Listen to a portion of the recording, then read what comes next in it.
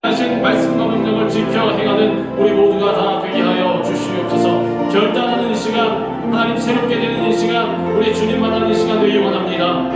모든 것 가운데 가장 귀하신 우리 주님께서 오셔서 우리를 채워주옵시고, 성령 하나님 우리 가운데 바람같이 불같이 이 시간 생수같이 역사하여 주옵소서. 할렐루야. 주님 감사합니다. 존귀한 주님의 모양, 존귀한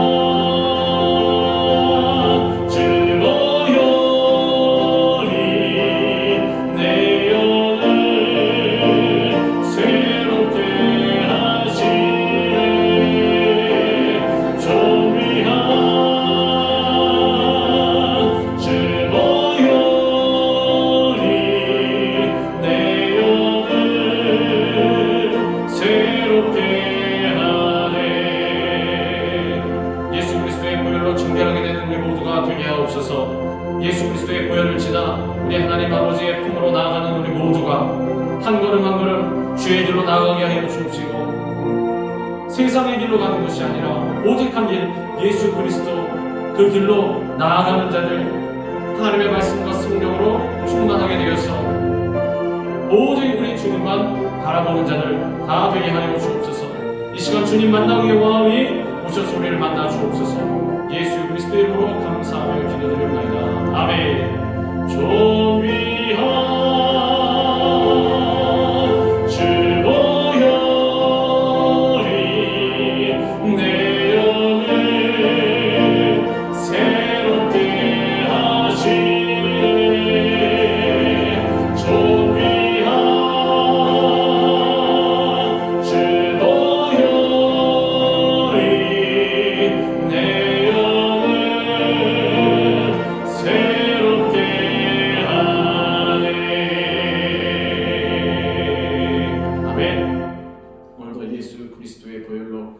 정결하게 만드시고 새롭게 변화시켜 주심으로 말미암아 하나님의 거룩한 자녀들, 또한 주님의 복된 일꾼들로 올바로 세움받는 우리 모두가 되기를 주님의 이름으로 축원합니다. 할렐루야. 오늘 이 시간엔 우리가 읽은 말씀 마가복음 11장 1절부터 6절까지의 말씀을 갖고 어린 나귀와 같이 라는 제목으로 우리 말씀의 은혜를 나누도록 하겠습니다. 우리 제목을 한번 따라합니다. 어린 나귀와 같이. 어린 나귀와 같이. 오늘은 우리 모든 분들 잘 알고 계신 대로 종료주일입니다. 2000여 년 전에 예수님께서 우리 모든 사람들을 구원하시기 위해서 십자가에 달리시고자 예루살렘에 입성하신, 사람들이 종려나무 가지를 흔들고 예수님을 환영한 이날, 안식 후 첫날인 이날을 우리가 종료주일이라고 부릅니다. 오늘 본문에 보면 예수님께서 예루살렘에 들어오실 때 그냥 걸어 들어오신 것이 아니라, 또한 용맹스럽게 말을 타고 들어오신 것이 아니라 아무도 타보지 않은 나귀의 새끼를 타고 예루살렘에 입성하셨습니다.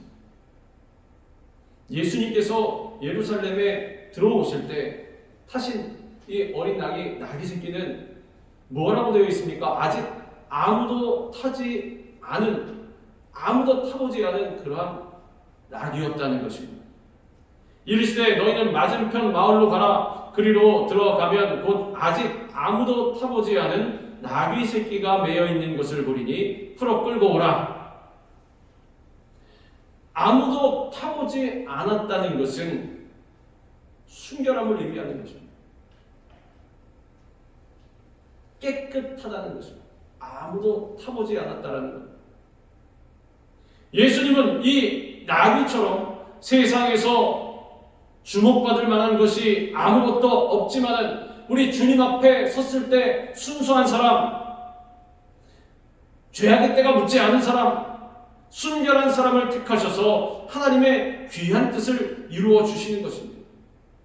하나님의 사명을 맡기십니다. 주님께서 쓰시는 그릇은 어떠한 그릇입니까? 깨끗한 그릇.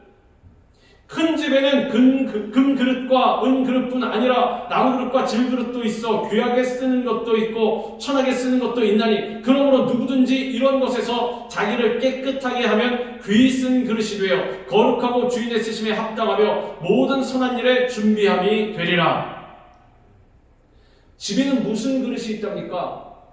금 그릇도 있고 은 그릇도 있고 사기 그릇도 있고 나무 그릇도 있고 질 그릇도 있고 여러 가지 그릇이 있지만은 어떤 그릇을 주인이 쓰느냐? 깨끗한 그릇. 질 그릇은 안 쓰고 나무 그릇도 안 쓰고 금은 좀 쓸만하고 은도 조금 쓸만하고 이게 아니라 어떠한 그릇이든 간에 깨끗한 그릇을 쓰신다라는 것입니다. 순수한 사람, 때묻지 않은 사람, 죄악에서 떠난 사람. 우리는 흔히 그렇게 생각합니다. 내가 금그릇이 돼야지 하나님께 쓰임받으려고. 그래서 어떻게 합니까? 세상의 금을 다 끌어모으고 내가 은그릇이 돼야지. 어떻게 합니까? 세상의 은을 다 끌어모으고. 그리고 하나님께서 부르실 때는 뭐라고 하느냐? 하나님 잠깐만요. 제가 금그릇이 은그릇이 되기 위해서 금과 은을 좀 끌어모을 시간이 필요합니다. 잠깐 기다리십시오 하고 세상에 나가서 금과 은을 막 끌어모읍니다. 자, 이거 다 끌어모은 다음에 이제 요거 갖고 주의를 해야지. 그 사람은 죽을 때까지 주의를 못합니다. 왜 그렇습니까? 사실 금과 은을 끌어모은다는 것은 준비되기 위한 것이 아니라 내 자신을 육신적으로 채우기 위해서 끌어모으고 있는 거죠. 하나님 잠깐 기다리십시오. 이건 핑계고 내가 금과 은을 끌어모은 데 있어서 하나님 방해하지 말고 잠깐 기다리십시오. 이 말이나 다름이 없다라는 거죠.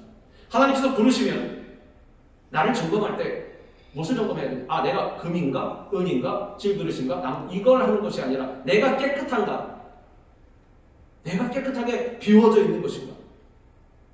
내 마음이 내 심령이 비워져 있지 아니하면 준비되어 있지 아니하면 세상에 다른 것들로 가득 차 있지 아니하면 절대로 하나님께서 쓰시지 않으신다라는 것입니다. 성령님 뭐라고 하십니까? 성령님은 내 안에 들어오셔서 내주하시는 보혜사 성령 하나님이신데 우리에게 뭐라고 말씀하시느냐? 야, 네 마음속에 뭐가 다른 것이 가득 차서 내가 들어볼 공간이 없다라고 말씀하십니다. 들어갈 공간이 없다.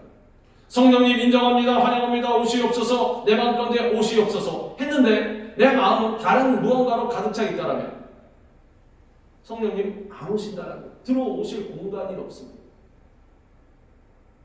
그래서 우리는 어떻게 되어 있습니까? 깨끗하게 닦여져 있습니다. 볼품 없는 그릇이더라도 깨끗이 닦여져 있고 비워져 있으면 귀하게 사용됩니다. 반드시 그렇습니다. 뭐라고 합니까?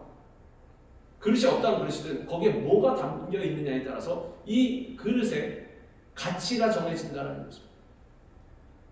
금으로 되어 있으면 금그릇이 아니라 금이 담겨 있으면 그게 금을 담는 그릇, 금그릇이 되는 것입니다. 내가 나무로 되어 있든 질그릇으로 되어 있든 상관이 없습니다. 우리 흔히 그렇게 생각하지 않습니까? 나보다 달란트를 많이 가진 것 같은 그러한 사람을 보면 부러워합니다. 하나님 나에게도 이런 달란트를 주셔서 좀 하나님께 크게 쓰임받게 해주시지. 왜 나에게 그런 안 주셨습니까? 날마다 그것 때문에 고뇌하다가 끝난다는 거죠.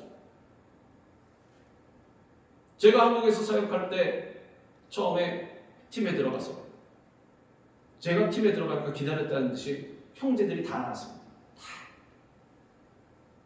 왜 나왔는지 모르겠습니다. 제가 특별히 잘못한 것도 없는데 내가 들어가서 저희 때는 수습 기간이 있었습니다. 그래서 7주 동안 아무것도 안 시킵니다. 그냥 가만히 팀에 앉혀놓습니다. 무슨 뜻이냐? 기도하라는 것입니다. 기도하면 줍니다. 그 7주 동안의 기간을 못 견디면 이제 자기 스스로 나가는 것입니다. 그런데 유행이 제가 7주를 잘 견뎌냈어요. 그런데 그 7주 동안에 형제들이 거의 다 나가는 것입니다. 그러더니 담임하고 계신 목사님께서 어느 날 오시더니 저한테 네가 이제부터 팀장이다. 제가 무슨 팀장입니까? 저 이제 들어온 지 얼마 되지도 않았는데. 그런데 중요한 것은 그 이전에 있던 팀장님이 저보다 한 3-4살 많은 분이었습니다. 근데 그분이 어떤 달란트가 있냐면 작곡을 잘해요. 곡을 잘 씁니다. 그래서 그분은 작곡을 어떻게 하냐면 그냥 컴퓨터를 갖다 놓고 거기다가 매킨토시 컴퓨터 있지 않습니까? 거기다가 막 입력을 합니다. 이 악보를 피아노도 안 쳐보고 그냥 막 입력을 합니다. 그럼 그게 아름다운 곡이다. 제가 옆에서 볼 때는 얼마나 부러운 그러한 달란트인지. 그런데 저는 그런 게 없지 않습니까? 저는 팀에 들어온 지 얼마 되지도 않았습니다. 앞에 캄캄한 거죠. 내가 어떻게 해야 되는가? 내가 지금 내 전에 있던 분은 그러한 아주 훌륭한 하나님께서 주신 천성적으로 그건 타고난 것입니다. 하나님께서 주신 것입니다. 그러한 능력을 갖고 있는데, 그런 능력을 받았는데, 제가 어떻게 제 자신에 대해서 생각이 드냐면, 저분은 금그릇, 나는 그냥 나무 그릇이구나, 질그릇이구나, 흙으로 만든 그릇이구나. 그런데 그때 팀에 같이 있던 분 중에 당시까지만 해도 유행이 나가지 않으신 저보다 또 몇 살 많은 형님이 계십니다. 그분이 와서 저한테 뭐라 그러십니까? 현영아, 주의 일은 네가 하는 게 아니라 하나님이 하시는 거야. 너는 그런 거 신경 쓸 필요가 없다. 너는 그저 주의 사명에 순종하면 되는 것이다. 얼마나 큰 도전을 받았는지. 그 이후로 제 가치관이 바뀌었습니다. 주의 일은 내가 하는 것이 아닙니다. 내가 금이든 은이든 동이든 질그릇이든 상관이 없구나. 다만 주님 안에서 깨끗하게 준비되어서 하나님께 순종하기만 하면 되는 것입니다. 그 이후로는 제가 사역을 할 때 아주 즐겁게 감사함으로 사역을 할 수가 있었습니다. 우리의 마음이 주님 보시기에 깨끗하면 주님이 우리를 귀하게 사용하시는 것입니다. 그러므로 우리는 어린아이와 같이 마음이 순수하고 순결해야 합니다. 깨끗해야 하는 것입니다. 더 나아가서 주님 앞에서 겸손해야 하는 것입니다. 이르시되 진실로 너희에게 이르노니 너희가 돌이켜 어린 아이들과 같이 되지 아니하면 결단코 천국에 들어가지 못하리라. 그러므로 누구든지 이 어린아이와 같이 자기를 낮추는 사람이 천국에서 큰 자니라. 제자들은 싸우지 않았습니까? 주님, 누가 더 큽니까? 내가 더 크지요. 주님께서 뭐라고 말씀하셨나요? 이 사람들아, 자신을 끝까지 낮추는 사람이 가장 큰 자다. 즉 무슨 뜻입니까? 겸손해져야 하나님께 쓰임받는다. 낮아진 사람을 쓴다. 하나님께서 금이 없으셔서 굳이 금을 찾아서 금이 돼야 나에게 쓰임받을 수 있다라고 하시겠습니까?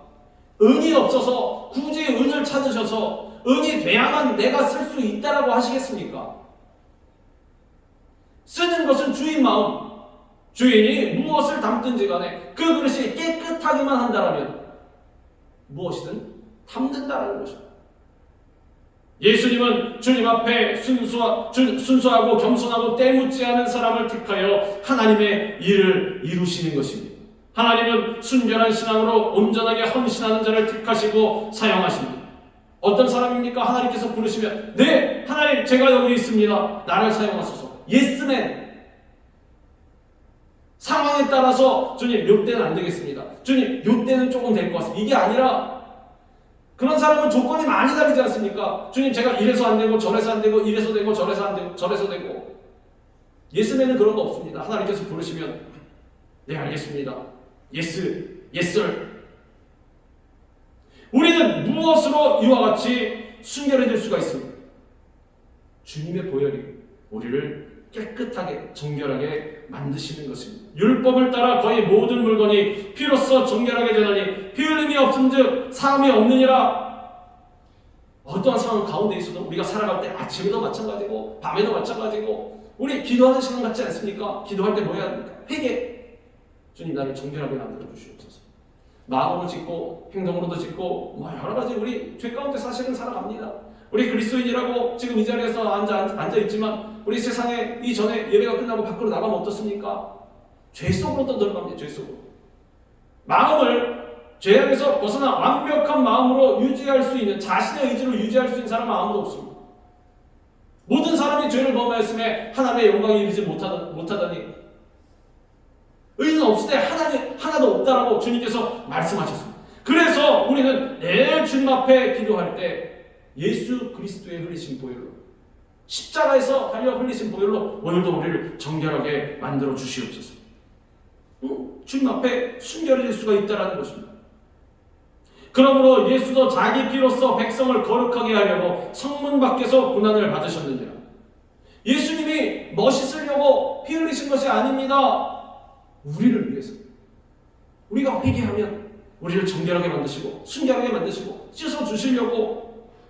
그러니 우리는 늘 기도할 때마다 회개, 주님 앞에 나가서 회개, 우리를 깨끗하게 만들어야 하는 것입니다.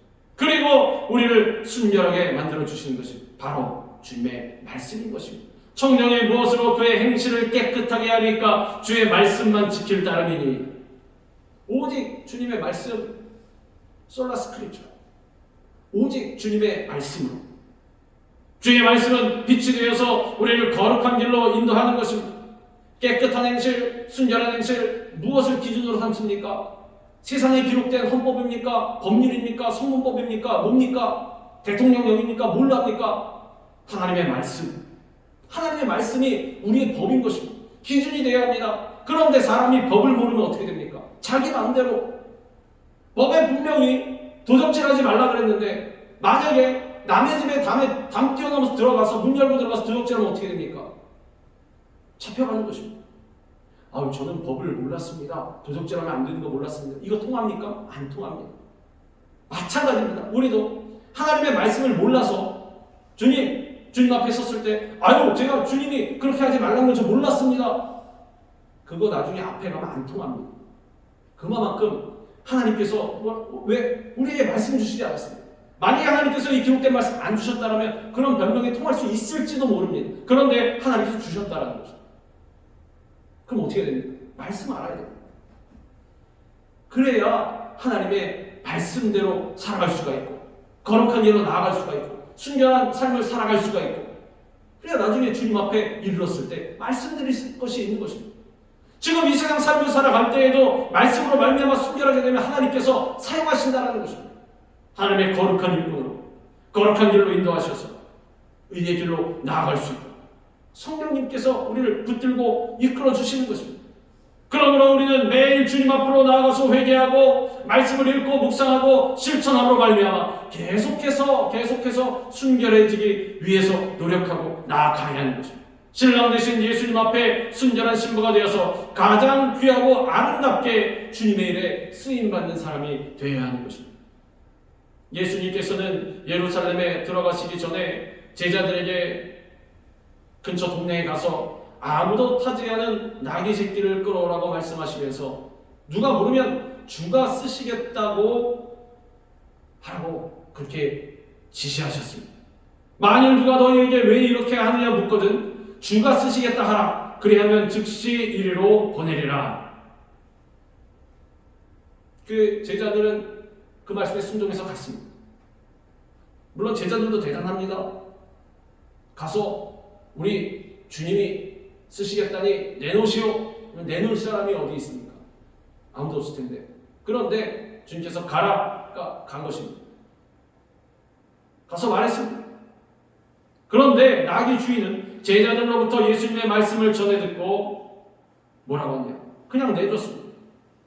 순종해서 내줬다라는 것입니다. 제자들도 대단하지만 이 말을 듣고 그냥 자기들 나귀를 내준 주인들도 참 대단한 것입니다. 그러지 않습니까? 일면식도 없는데 누군지도 모르는데 예수님께서 직접 오셔서 좀 빌려주시오 이런 것도 아닌데 제자들이 가서 우리 주님이 쓰시겠다니까 달랩니다. 그래요? 가져가십시오. 여기는 어떤 사람들이 그랬다고 그러지만 누가 보면 그 임자들이었다라는 거죠. 그러니까 나귀 주인들입니다. 한 명이 아니었던 것 같습니다. 나귀 주인들, 임자들이라고 한 겁니다. 그런데 어쨌든 이 사람들이 뭐라고 하냐? 나귀를 풀어 뭐 하려고 하시오? 우리 주님이 쓰시겠다고 합니다. 그럼 가져가시오. 아무 이유도 듣지 않고 순종했다는 것입니다. 거기 서 있는 사람 중 어떤 이들이 이르되 나귀 새끼를 풀어 무엇하려느냐 하매 제자들이 예수께서 이르신 대로 말한데 이에 허락하는지라. 어떤 이들이 바로 주인들입니다. 임자들. 이처럼 우리도 마찬가지입니다. 명령을 들으면 주님께서 쓰시겠다 이러한 명령을 들으면 바로 순종해야 한다는 것입니다. 우린 그러지 않습니까? 하나님께서 부르시면 왜요? 이유가 뭡니까? 그걸 놓고 기도합니다. 기도하는 것이 나쁜 것은 아닙니다. 기도하는 건 좋은 것입니다. 근데 중요한 것은 우리는 이제 초신자가 아니지 않습니까? 더 자라가야 합니다. 낙의 주인들처럼 하나님께서 명령하시면 바로 순종할 수 있습니다.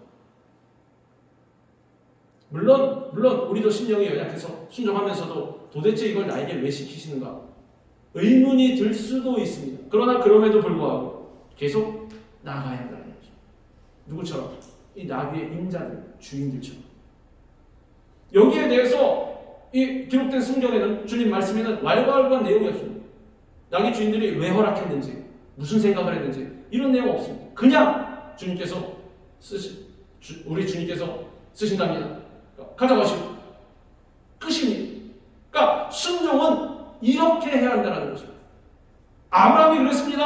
아브라함은 하나님으로부터 100세의 얻은 아들 이삭을 번제로 바치라 이해할 수도 없고 납득할 수 없는 그러한 명령을 들었습니다.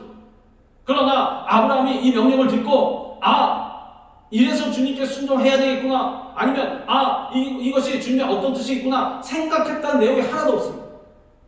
명령 들었습니다. 그럼 어떻게 했냐? 다음날 일어나서 나귀 한 장 지우고 그 다음에 이삭 데리고 칼 들고 불 들고 장작 들고 그냥 간 것입니다. 종들 몇몇 끌고 뭘 생각했다 뭐를 재봤다 이런 얘기 아무것도 없습니다. 순종은 이렇게 해야 한다는 거죠. 이해하기 힘든 것, 납득하기 어려운 것 이 머릿속으로 생각하고 있지 말고 순종은 여기로 하는 거죠. 가십니다. 하나님께서 말씀하시면 네 알겠습니다. 무조건 순종하여서 하나님께 인정받고 이 아브라함은 믿음의 조상이 되었습니다. 믿음의 조상. 내가 내 아들 내 독자까지도 내게 아끼지 아니하였으니 내가 이제야 네가 하나님을 경외하는 줄 아노라. 시험을 통과했다는 거죠. 하나님의 믿음의 조상의 반열에 오를 수 있었다는 거죠. 복받은 자가 되었습니다. 그래서 우리가 성경에서 뭐라고 합니까? 아브라함의 복. 아브라함의 복이 계보를 타고 내려온다는 거죠. 영적인 아브라함의 자손들이 되었습니다. 그러니까 그 복을 받는 것입니다. 어떤 사람? 믿음과 순종의 사람. 하나님께서 아브라함에게 원하신 것은 금도 아니요 은도 아니요 온전한 순종이었습니다. 순종의 삶은 때로는 이해할 수도 없습니다. 고통스럽습니다. 손해도 다가옵니다. 그러나 아브라함은 그 너머에 축복이 있다는 사실을 믿은 것입니다. 우리도 아브라함처럼 순종한다면 하나님이 주신 그 축복의 땅을 차지할 수가 있습니다. 예수님은 평생 순종과 희생의 삶을 사셨습니다. 예수님께서는 십자가에서 죽기까지 순종하셨고 그 순종으로 모든 인류를 구원할 수 있는 길을 열어주셨습니다. 그가 아들이시면서도 받으신 고난으로 순종함을 배워서 온전하게 되셨은즉 자기에게 순종하는 모든 자에게 영원한 구원의 근원이 되시고 그러므로 우리는 예수님처럼 순종의 삶을 살고 있는지 내가 주님 앞에 순결한 삶 묻지도 않고 따지지도 않고 주님 앞에 순종하고 있는 그러한 인생을 살고 있는지 항상 내 자신을 돌아봐야 합니다. 오늘도 예수님의 순종을 본받은 수많은 헌신자들의 순종이 있기에 하나님의 구원의 역사는 계속 이어지고 있는 것입니다. 하나님께서는 그런 사람을 사용하신다는 것입니다. 하나님께 쓰임받는 길은 그 뜻에 무조건 순종하는 것입니다. 예수님도 하나님의 명령에 순종하여 십자가를 지시고 인류를 구원하셨습니다. 이와 같이 우리는 주님께서 쓰시고자 부르실 때 무조건 주님 앞에 내 주님 내가 여기 있습니다. 응답하고 나아가야 하는 것입니다. 예수님 당시 왕이나 장군이 전쟁에서 승리하고 돌아올 때 어떻게 들어옵니까? 대부분 우리 영화나 매체를 통해서도 보지 않았습니까? 말을 타고 흰 백마를 타고 위풍당당하게 그렇게 들어옵니다. 그렇게 입성을 합니다. 그러나 예수님은 만왕의 왕이 되시지만 어린 나귀를 타고 예루살렘으로 들어가셨습니다. 시온 딸에게 이르기를 네 왕이 네게 임하나니 그는 겸손하여 나귀 곧 멍에 매는 짐승의 새끼를 탔도다 하라 하였느니라. 이 말씀은 이 마태복음의 말씀 스가랴서에서 예언된 말씀. 시온에 따라 크게 기뻐할지어다 예루살렘에 따라 즐거이 부를지어다 보라 내 왕이 내게 임하시나니 그는 공의로우시며 구원을 베푸시며 겸손하여서 나귀를 타시나니 나귀의 작은 것 곧 나귀 새끼니라.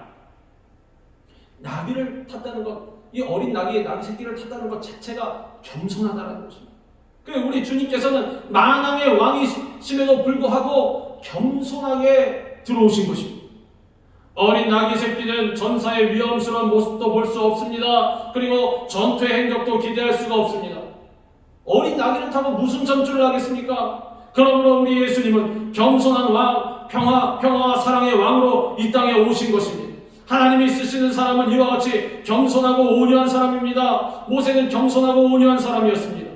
모세에 대해서도 이렇게 말씀합니다. 이 사람 모세는 온유함이 지면의 모든 사람보다 더하더라. 예수님의 길을 예비한 세례 요한도 어떤 사람이었습니까? 겸손한 사람이었습니다. 예수님이 오셔서 사람들에게 말씀을 가르치셨습니다. 세례를 베푸셨습니다. 세례 요한을 따르던 제자와 무리들이 누구에게 갔습니까? 다 예수님에게 갔습니다. 이때 세례 요한의 제자들 중에 누가 선생님과 함께 요단 저편에 있던 선생님이 증거하시던 그 예수라는 분이 사람들에게 말씀 증거 세례 준 사람들을 다 부르고 갔습니다. 우리도 분발합시다. 뭐 이러든지. 우리도 경계해야 되는 거 아닙니까? 우리도 더 열심히 해야 되는 거 아닙니까? 우리 흔히 그러지 않습니까? 우리 지역사회에서 교회끼리도 그러지 않습니까? 내가 한 사람이라도 더, 우리 교회가 한 사람이라도 더 밀고 땡기고. 물론 영혼 구원에 대한 열망이 있는 그것은 참 좋은 것입니다. 그런데 중요한 것은 경쟁 상대로 보느냐, 이해된 상대로 보느냐, 이거는 다른 문제예요. 그렇지 않습니다. 제자들도, 세례 요한의 제자들도 그랬습니다. 세례 요한은 뭐라고 합니까? 그는 흥하여야 하겠고 나는 망하여야 해. 난 쇠하여야 해. 그러므로 우리는 어떠한 자세가 있어야 됩니까? 주님, 나는 더 낮아져야 합니다. 주님, 나는 아무것도 아닙니다. 나는 어린 낙입니다. 주님, 나는 낙이 새끼입니다. 오직 주님만이 영광 받으시고 주님만이 높임 받으셔야 합니다. 이런 겸손한 마음의 자세가 있어야 하는 것입니다. 우리는 예수님의 온유하고 겸손한 성품을 배워야 합니다. 나는 마음이 온유하고 겸손하니 나의 멍에를 메고 내게 배우라. 그리하면 너희 마음이 쉼을 얻으리니 이는 내 멍에는 쉽고 내 짐은 가벼움이라 하시니라. 뭐라고 말씀하십니까? 내 멍에를 메고 내게 배우라. 좀 전에 읽은 말씀에 뭐라고 되어 있습니까? 주님은 겸손하셔서 나귀 새끼 곧 멍에를 메는 짐승의 새끼를 탔도다. 주님 뭐라고 하십니까? 내 멍에를 메고 내게 배우라. 우리가 멍에를 메는 짐승의 새끼가 되어야 한다는 거죠. 우리가 이 나귀와 같이 돼야 돼요. 묵묵하게. 나귀가 뭐라고 합니까? 말 못하고 예수님 타시면 타는 대로, 예수님이 가시면 가는 대로, 사람대로 하나라면 뭐하고, 나귀는 땅만 보고 터벅터벅 가는 거죠. 예수님 가시는 대로. 우리는 그렇게 해요. 내가 죄인을 하니 자 나를 징송하라. 내 머리를 높이 들고. 이게 쓰임받는 사람이 아니라 이 어린 나귀와 같이 고개 숙이고 주님 가시는 대로 멍에를 메는 짐승 새끼라고 했습니다. 그리고 주님께서 내 멍에를 메고 내게 배워라. 즉 우리 주님께서 먼저 나귀가 되시고 그리고 우리에게도 그 길을 따라오라고 하시는 것입니다. 우리도 그 어린 나귀와 같이, 나귀의 새끼와 같이 주님 우리 등에 모시고 그리고 나아가야 하는 것입니다. 예수님께서는 십자가에 달리시기 전에 제자들의 발을 씻기시고 겸손과 섬김의 본을 보여주셨습니다. 그러므로 이렇게 주님을 본받아 겸손과 섬김의 자세를 갖고 있으면 누구든 우리 주님 앞에 아낌없이 쓰임받을 수가 있습니다. 예수님은 나귀 새끼조차도 귀하고 아름답게 사용해 주셨습니다. 그렇기 때문에 하나님의 자녀된 우리는 예수님의 은혜와 십자가의 사랑에 항상 감사하는 마음을 가지고 하나님의 말씀과 성령을 통해 나를 돌아보고 회개함으로 말미암아 우리 자신을 이 어린 나귀와 같이 순결하게 준비해야 하는 것입니다. 그리고 겸손하고 온유한 마음으로 하나님의 말씀에 계속해서 순종해서 나아가야 하는 것입니다. 우리가 이 세상 삶을 왜 살아갑니까? 내 자신이 잘 먹고 잘 살기 위해서 건강하고 사람의 칭송받기 위해 사는 것이 아니에요. 한 가지 묻죠. 주님의 사명 가운데 쓰임받기 위해서, 하나님께 영광 돌리기 위해서, 주님을 찬양하기 위해서. 하나님께 영광 돌리는 것, 주님 찬양하는 것 누굽니까? 하나님의 일꾼인 것입니다. 하나님의 일꾼이 되려면 이 어린 나귀와 같이 순결하게 되어야 하는 것입니다. 순종해야 하는 것입니다. 그리하여서 어린 나귀가 쓰임받은 것처럼 우리도 일평생 주님의 귀한 사역자로 아름답게 쓰임받게 되기를 주님의 이름으로 축원합니다. 기도하겠습니다. 살아계신 하나님 감사합니다. 이 시간 우리에게 말씀하신 대로 어린 나귀와 같이 묵묵히 주님 앞에 순종하며 나가는 자들